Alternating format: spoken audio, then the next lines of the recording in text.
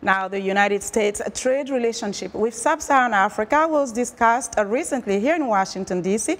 during the 11th Biennial U.S.-Africa Business Summit.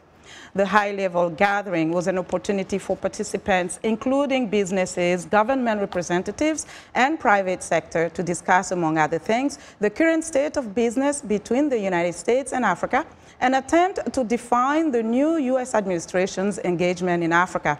Currently, about 1.5% of U.S. exports are to Sub-Saharan Africa, and observers say more opportunities remain to be explored to benefit American businesses and investors, as well as their African counterparts. Joining us in the studio for Perspective is Florizelle Liser, President and CEO of the Corporate Council on Africa and former Assistant U.S. Trade Representative for Africa. Ms. Liser, welcome to the show.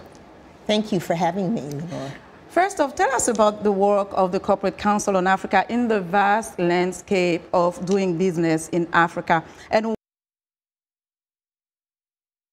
inspired from the summit. So first of all, thank you for having me again. The Corporate Council on Africa is a premier U.S. business association. We're a nonprofit that has been in place since 1993. And our premier purpose is to focus on improving the relationship and growing the relationship between U.S. and African businesses. We have this 11th U.S.-Africa Biennial Summit, the U.S.-Africa Business Summit, several weeks ago.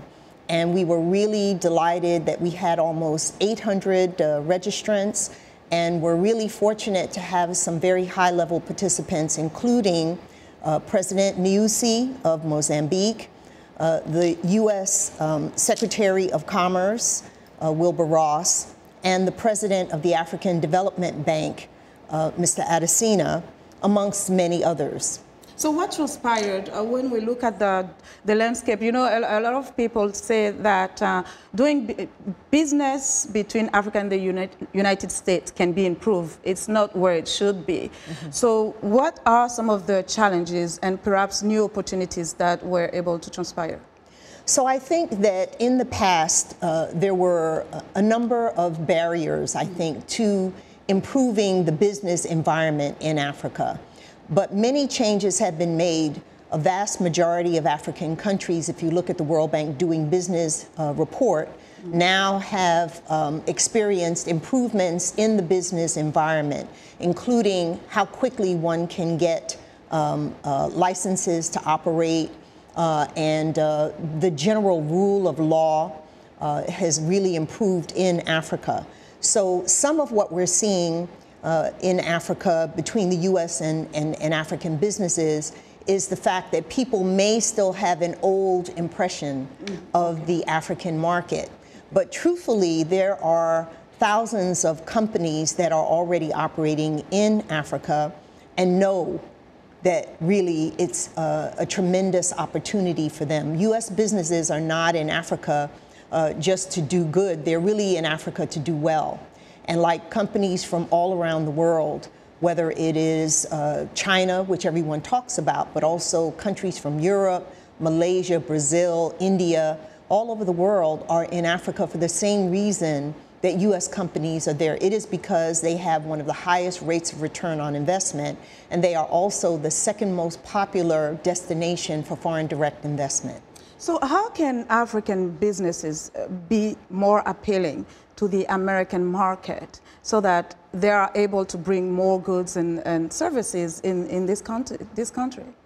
Well, the reason that we don't have quite as much in terms of exports from Africa into the U.S. is because the nature of African trade with the United States and really with the rest of the world is still evolving. For a long time, Africans have really been producing raw commodities, shipping them out to other countries, including the United States, where those products are processed and value is added.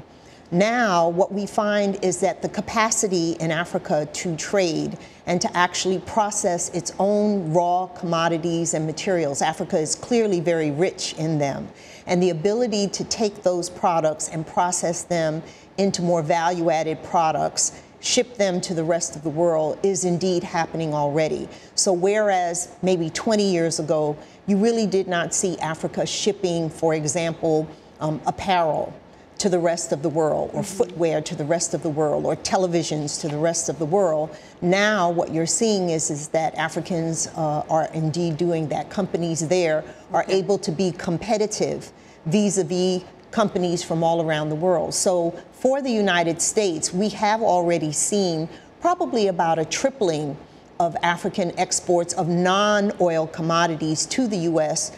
under the African Growth and Opportunity Act since 2000, when that law was first put in place.